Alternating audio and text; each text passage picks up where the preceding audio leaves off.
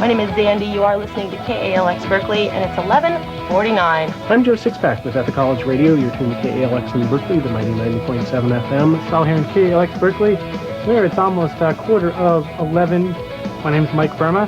Hey there, my name is Mickey. KALX 90.7 FM. We appreciate that. My name is Wendell X. It's a Gordon Show. It's Frankenstein. Nami the Flute. Tasmanian Devil. You're shooting Nate Copeland. Julie Show. This is Les Blank here. Hello, this is Susan Faludi, author of Backlash, and you're listening to KALX, Berkeley 90.7 FM. Hi, this is Kurt Reply, and this is Charlie. I'm with it, and you're listening to KALX Berkeley 90.7 FM. Hi, I'm Jesus Christ, and whenever I'm in the Bay Area, I always listen to this station, KALX FM in Berkeley. I wanted to work at KALX back in 1980 or 1981. I used to listen to people like The Amazing Mystery DJ and Audio Video and The Lou Wave Show. And occasionally I would hear somebody play a record at the wrong speed, or they would say, we just got this new record, and I'd had it for a week or so, and I was thinking, well, wait a second, I can do this.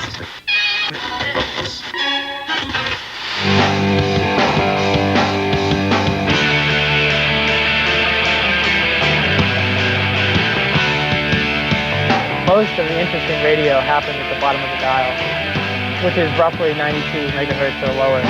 The government actually set aside from the low end of the dial, which is like 88.5, I think is the lowest you can go.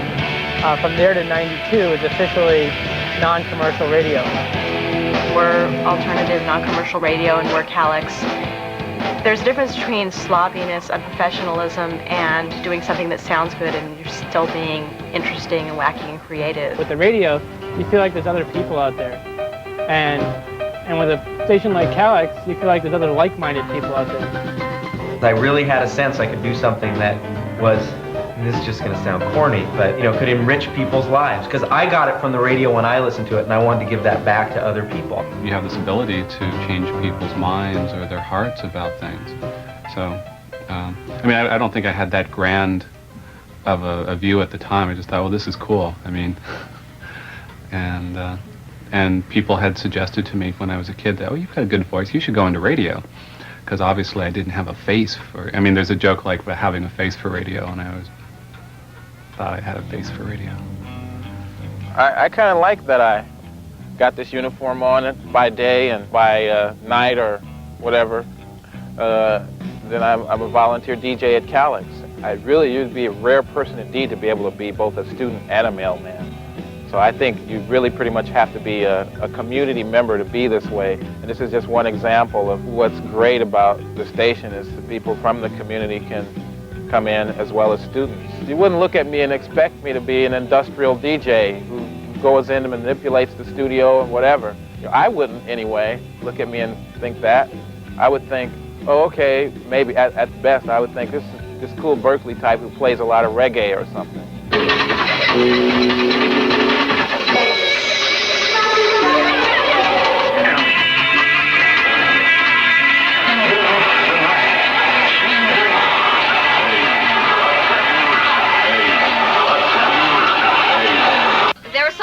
News that was a DJ trainee, and I came in one night with him in the middle of the night, and I was like, cool, you can pick any songs you want here, let's play De La Soul, let's play Rat Cat, and he's like, okay, just help me pick records. And I was like, this is so fun. And he's like, well, why don't you do it? And I was like, I don't know, I just never thought about it. And so he was like, just sign up. And I did, and that's how I ended up getting involved with it. It wasn't like, I was like, I want to be a DJ. It wasn't like that at all. It's very funny being in graduate school with a bunch of people who are studying things like epidemiology and biostatistics and healthcare administration. To say that you work at a record store and do a radio show, it's very sexy. People just think it's very glamorous when it's not really that glamorous, but people think it is, and sometimes that's all you need. It has worked. It has worked. I was going through a few names when I first DJ'd, and a caller called up and said, why don't you be Savage Johnny Savage? And I thought it over for about 10 seconds, and I kept 2/3 of it, Johnny Savage. So I was named by a listener. I am the Happy Peppy DJ. What's your name? Zandy.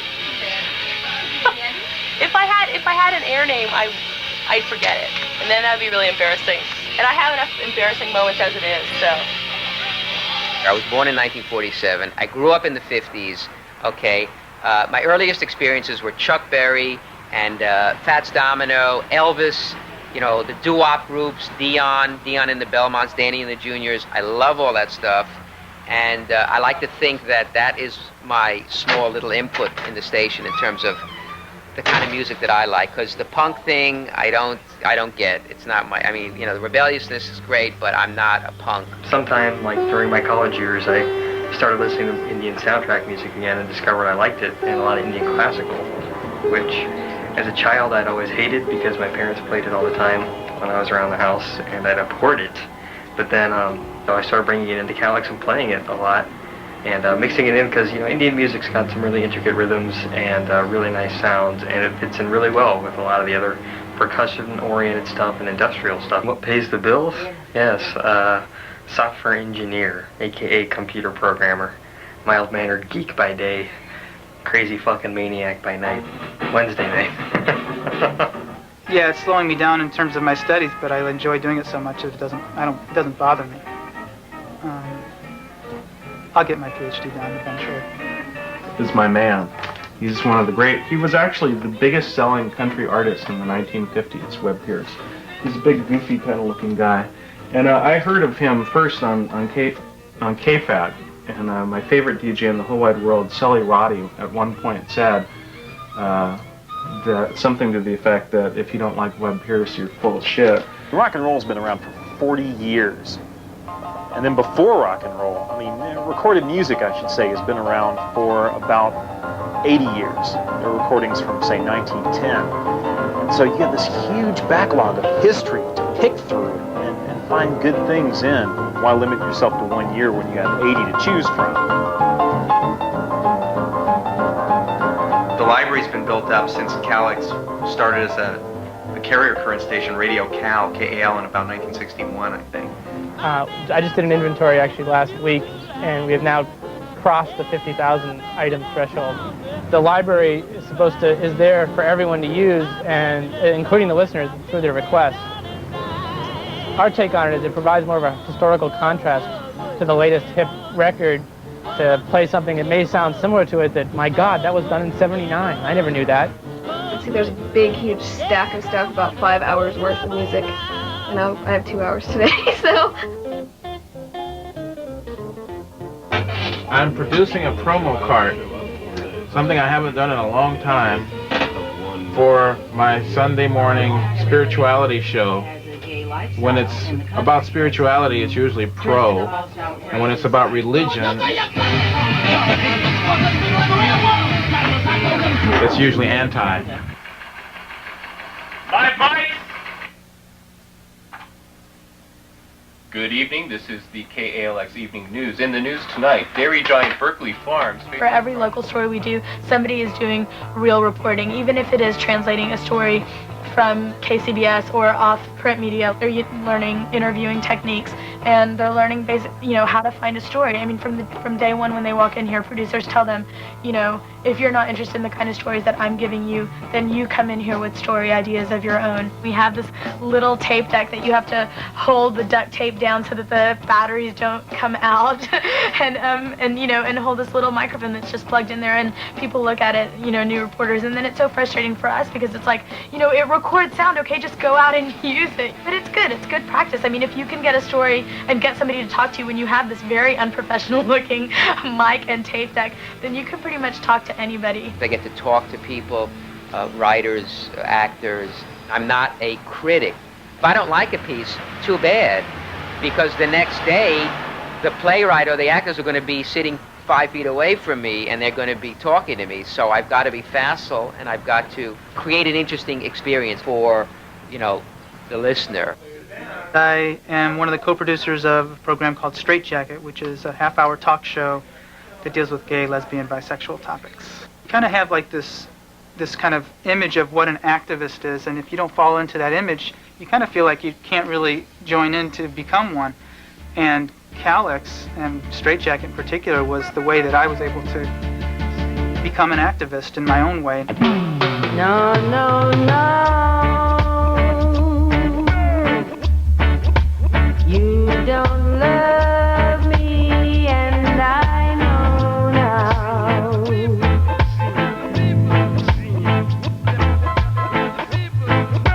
No, no, no.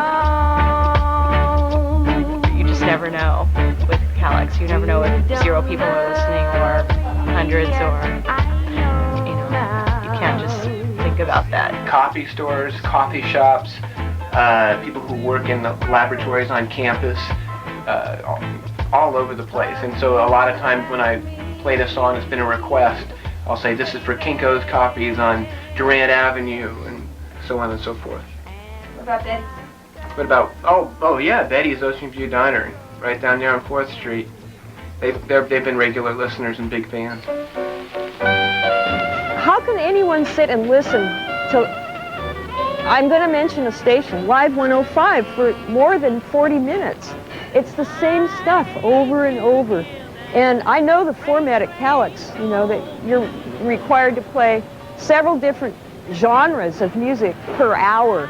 And I like that. I don't like the same stuff. It'd be like eating Wonder Bread every meal, week after week. No thanks.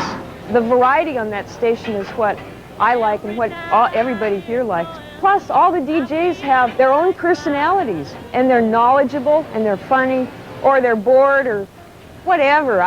It's just a great station to listen to. Berkeley is a very special place, and KALX is a certain, you know, reflection of that. But any community has that, you know, and it's nice to be able to tune in the radio and go, that's my friend's roommate, you know, or that guy lives down the block and he does this great show. I think it's way, way more valuable to have ordinary little people talking than big paid professionals. It's more like listening to my friends on the radio, you know, as opposed to listening to somebody on Live 105 who they're new from James and they're not my friends. I don't know anything. I mean, I totally don't understand people. I went to high school with people like that, you know. And if you're gonna have a foreground station in your living room, hopefully it's somebody you'd want to have in your living room, and you wouldn't want to have most top 40 disc jockeys and, hey, how you doing? You know, it's like you wouldn't have them over.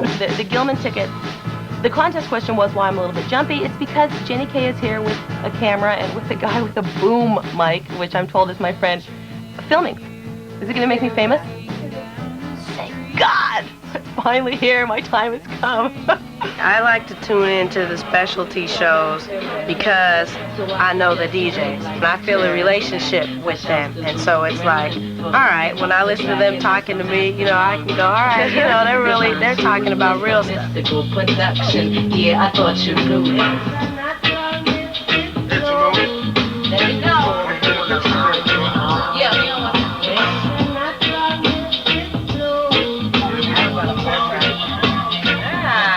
The listeners are very sort of interactive with the DJs. They'll call up DJs and go, hey, you know, check out this if you're playing that. Okay, thanks for calling. Bye. He wasn't happy. You don't find that at commercial stations. Sure, people call up with requests. What they do is they record the call usually on tape. And then when it comes up on the playlist, they say, oh, let's go to the phones. Oh, here's Susie in Hayward. What do you want to hear, Susie? I want to hear Elvis doing Blue Suede Shoes. Boom, there it is. Ooh, they played a request. No, they didn't. It came up on the playlist. And they just go to the tape and they tape the call so that Susie doesn't say fuck on the air, you know. In general, KALX has continued to get as much new music as possible, put it in the studio, and allow the DJs to choose what they're playing, to track it and report it honestly, and present ourselves to the world as this is us. Take it or leave it. This is what we play. I really listen to everything except for classical. I mean, KALX obviously doesn't play a lot of the more mainstream stuff, but if you want to discover new stuff, KALX is a good place to start.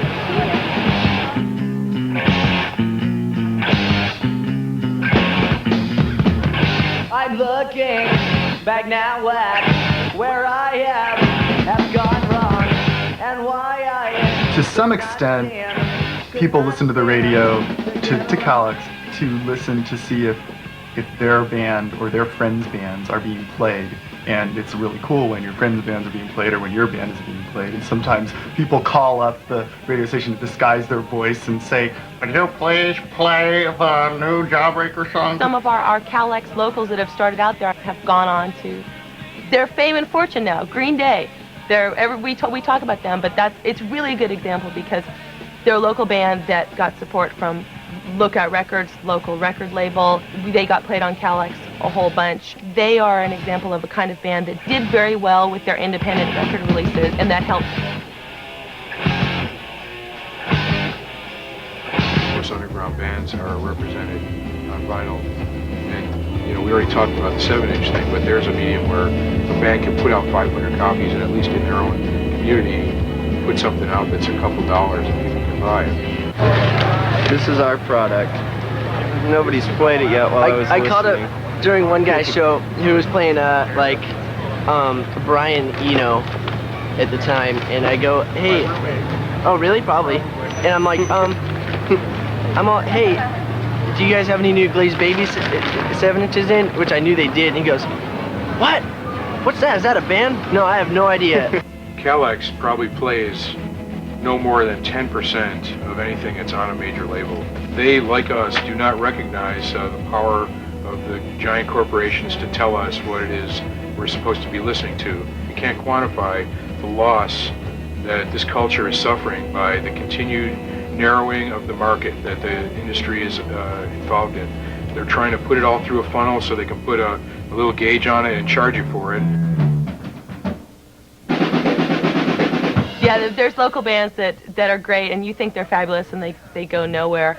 They're interviewed on KALX, and we make them famous on KALX. I would like to think of it like, you know, the lack of interest in the band has left us free to pursue our unique vision.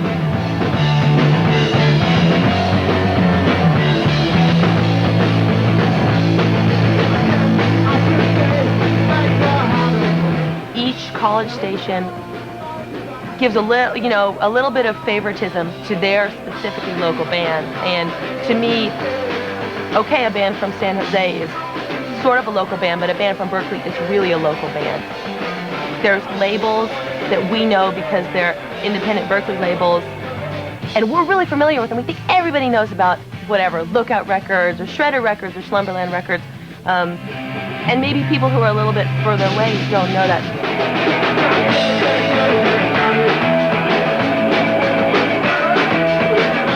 I just took off about 25 noise, grunge, punk, alternative records because nobody played them. I try to keep up and be really hip and slick and cool, but nobody played them. And when they did, the customers said, "I can't eat to this." Whenever I change records, I empty all the quarters into a bucket. And before I take the quarters up to the office, I extract $2 or $3 worth, depending on how I feel. If I put my own quarters in too, there's usually anywhere from about $70 or $80 to $100 in a year. So I take all those quarters up to KALX, and I get Manfred his T-shirt, bumper sticker, and refrigerator magnet, and program guide, and I get mine too. We give them a mug, we give them a T-shirt, bumper sticker. Very stingy with bumper stickers, I don't know why. But it's very nice when you get not necessarily large contributions, but a lot of small contributions. A lot of people giving you 25 bucks or 30 bucks, something like that. It means that people who don't have a lot of money themselves think enough about a station like this. They find 25 or 30 bucks or 50 or whatever to give to a community radio station like this. Because why? Because they can wake up and hear music they've never heard before. I got a little tiny radio and I never can find it. Reception doesn't come in well enough, but the times that I have listened to it, I've enjoyed it more so than just about any other local radio station because of the, you know, the vast pool of vastness that exists inside of it. There's so much public radio in the Bay Area, and it's easy to find blocks of certain types of programming on other stations. And I think that what sets KALX apart is the fact that you get all kinds of talk, information type programs and news mixed in with your music programming, and your music programming is all kinds of stuff. It's different genres all sort of thrown together, and sometimes it's really difficult to make a great program when you're playing lots of different genres. When it's great, it's really great. And when it's bad, it's really bad. But nevertheless, we can't have that really great if we don't keep it as free as it is. So many DJs just feel like their job is to slap on one record after another and to stick within like certain genres and play like 3 songs of one kind of genre and 3 songs of another. And that, you know, although that's fine and good and everything for other stations and even for here occasionally, I don't think that's very challenging to the person doing it or to the listener. It had a format. It was very loose.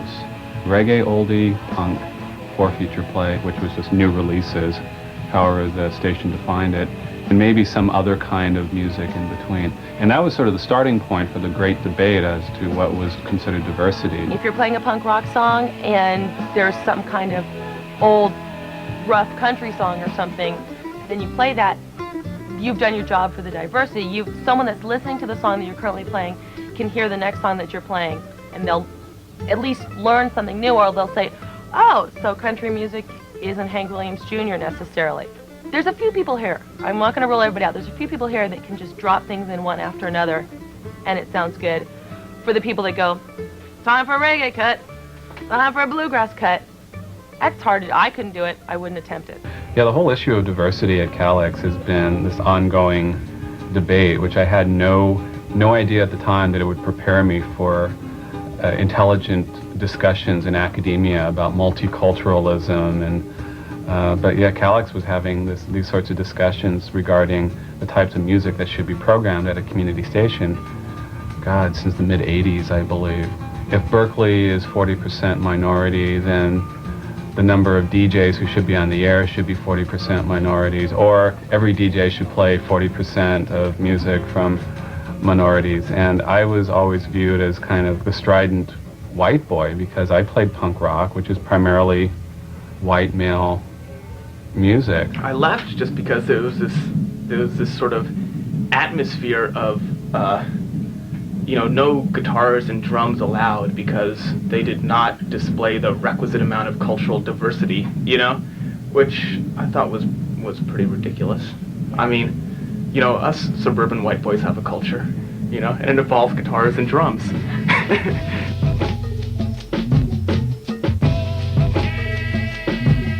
What does it mean to have a hip-hop show? Does that mean that everything you play is all hip-hop, so therefore that's not diverse enough? So it's like, well, I could play an old school hip-hop music, and then I could play a new beat, I could play a jazz beat, I could mix in all these different types, I could play ragamuffin hip-hop. To me, on my level, in my culture, that is diversity. Somebody like me, I could take that and go, okay, 4 punk rock songs, there's the feature play, plus the 1 punk rock song, plus the 60s punk rock song, and then a reggae song, which, you could do ska. But I don't know, once I started doing that, you start looking for things that sound slightly different from what you're used to, and so little by little, your tunnel gets wider. This one is going to be Sparky D. Sparky D, Throw Down.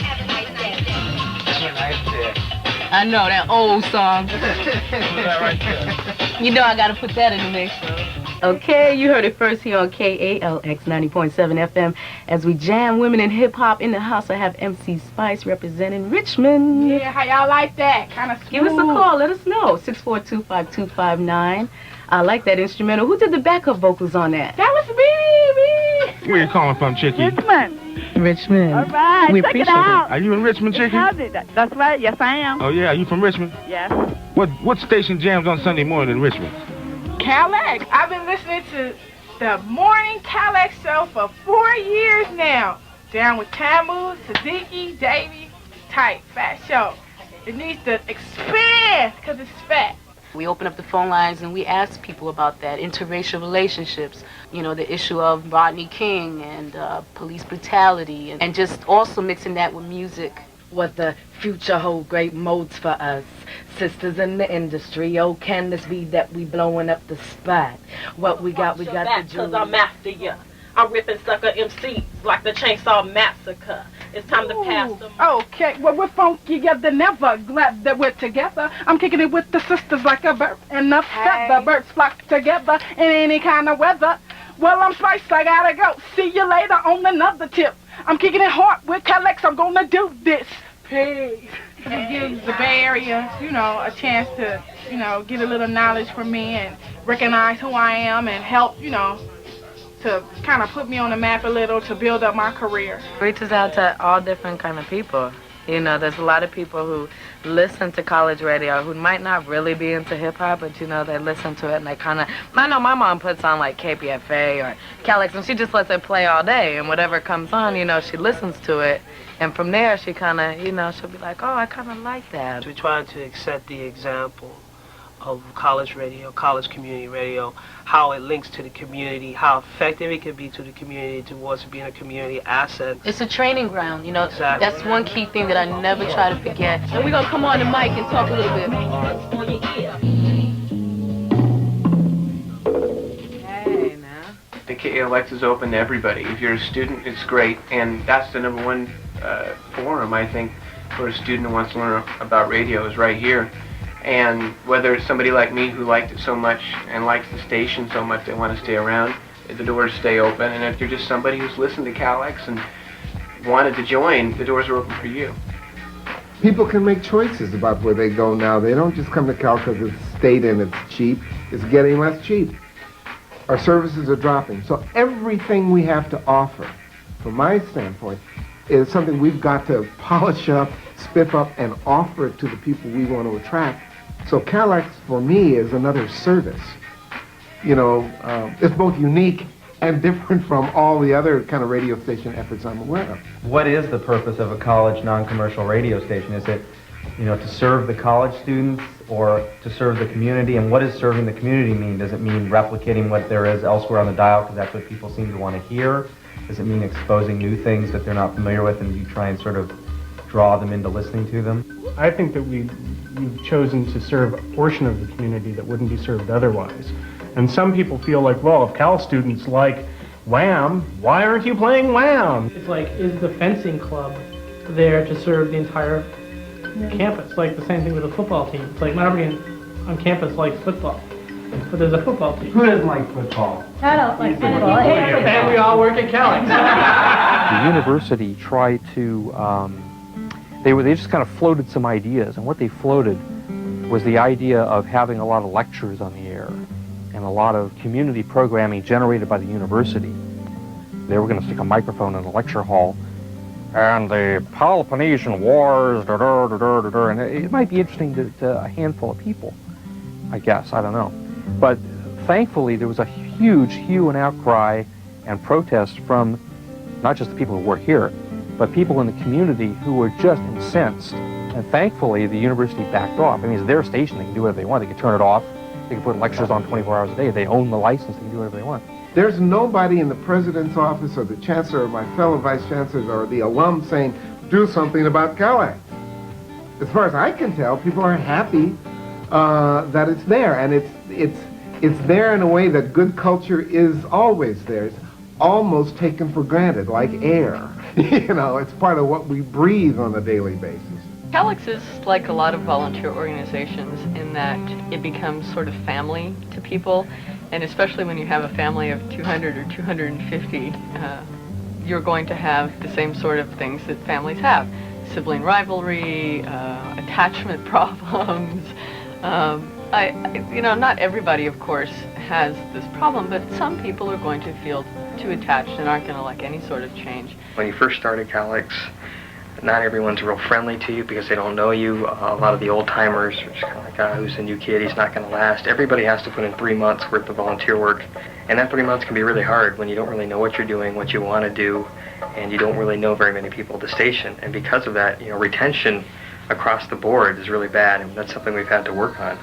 But with minorities in particular, a lot of times they feel like maybe it's because of the race that it's happening, and because of that, they often gravitate towards cultural affairs / third world department. It always tends to come to the point where there's denial. You know, nobody wants to admit that there is a problem with the station and that there needs to be more people of color, you know. So I just ignore that part and continue my struggle, which was to continue to bring people of color, but also to give them endurance, you know, till that they're not here for a month and they get turned off and they leave, you know. They come in and they see the place is just too damn nerdy. And it's just not a fun place to hang out. It's just not cool. It's not all good, as it were, as the current saying is. It's not all the way live. It's not happening. It's not on. It's whatever. I don't know. Maybe they might find the Cultural Affairs Department a little too political or something. I was on management for a while, and the issue that was being discussed was the Third World Department was changing their name to the Cultural Affairs Department. And I was very much against this because I felt that the Third World Department concentrated mostly on African American issues, and that the word cultural did not reflect what they were actually doing. That by changing the name to cultural, that they would be opening themselves up to covering Indian issues, Jewish issues, Russian issues, any kind of issues, white, be it white, colored, whatever. And I knew that they weren't going to do that, and they haven't done that. And while I was arguing against this, several people that were part of this Cultural Affairs Department were, very much against me and arguing, and basically calling me whitewash and a sellout. And one woman even went so far as to, after the meeting, she came up to me and she asked me, "Do you consider yourself a person of color?" And I'm just sitting there going, "Oh my God, yes." I came to KALX because I felt like an outcast in my own community growing up in the inner city. Around the time I started working there, the inner city was trying to have more of a voice at the station. And so I felt weird about that. Part of me was like, no, get away from me. You'll just come in and make fun of me. But on the other hand, it's like, yeah, we need all the resources we can to have access to the media. I'm all for really having everybody that works here feel like they own the place and taking charge and doing what needs to be done. So that's when I feel hopeless, is when I feel like I'm the only one really going for the station or working for the station. This is so sad, but I don't feel like that too often, once in a while. Usually the toilet overflowing is really what starts with that. We don't have any janitors here at KALX. It's a funky station. It's an unusual place. It's not just a radio station. I think it carries with it a certain aesthetic, a certain way of looking at the world, a certain view that encompasses, playfulness, defiance, rebelliousness. It's a gestalt. I mean, KALX is a way of being for a lot of people. My whole entire adult life has been spent as a KALX volunteer without any breaks or in between. KALX has had such an effect on me as a person on all different levels. The social life that goes on at KALX, the things I've learned about music, and feeling that sense of belonging. I was probably like a lot of other people, felt like an outsider in high school and never really was a part of anything, and KALX was the first time that I felt like other people were the same as me. You can tune in to NPR and hear Terry Gross's Fresh Air, or you can tune in Rush Limbaugh on the AM radio, and those are people who understand radio. They do really good shows. But they're nationwide shows, and the shows that they're doing don't reflect local communities. Every time that some public station somewhere out there decides to streamline their format and pick up something that's nationally syndicated, rebroadcast on the satellite, what's happening really is that dozens or hundreds of voices are being lost, and then thousands of people out in the audience aren't able to hear them. A lot of those people don't even know what they're missing. As I get older and my taste in music, it's not changing altogether, it's just growing wider. And the great thing about KALX is that you pretty much have license to do anything that you want. It's like true free-form radio. These Delta towns wear satin gowns and a happy place. The Ritalin guides my hand through the radio. Where would I be in times like these without the song of the Red Rose? 'Cause when you can't find a friend, you still got the radio. When you can't find a friend, you still got the radio.